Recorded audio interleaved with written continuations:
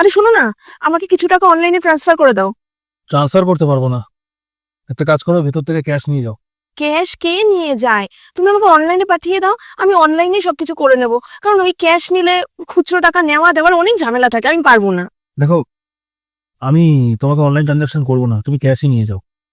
আর তারপরে কি জানো তো, এখন কি হয়ে গেছে, অনলাইন ট্রানজাকশন করে বড় বড় অ্যামাউন্ট এরকম ভাবে ট্রানজাকশন হয়ে যাচ্ছে, তাতে কেউ কোনো ফিল করতে পারছে না, কোনো মর্যাদা নেই টাকা পয়সার। আর যখন ক্যাশ গুনে গুনে গুনে গুনে দিতে হয়, তখন সে বুঝতে পারে টাকাটার মর্যাদা। অবশ্য তুমি সেটা বুঝবে না, কারণ তোমার তো ইনকাম করতে হয় না, তাই তুমি নিজের স্বামীর ভ্যালুটা বুঝবে না। তার মানে তুমি বলতে চাইছো যে আমি টাকার গুরুত্ব দিতে পারি না?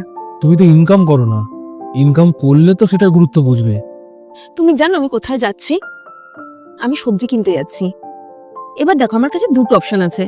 একটা হচ্ছে আমি মহারানীর মতন ঘরে বসে অনলাইনে আমি সবজি অর্ডার করে দিই, কিছুক্ষণ টাইমের মধ্যে আমার বাড়িতে চলে আসবে, যেখানে কিন্তু টাকাটা বেশি পরিমাণে লাগবে।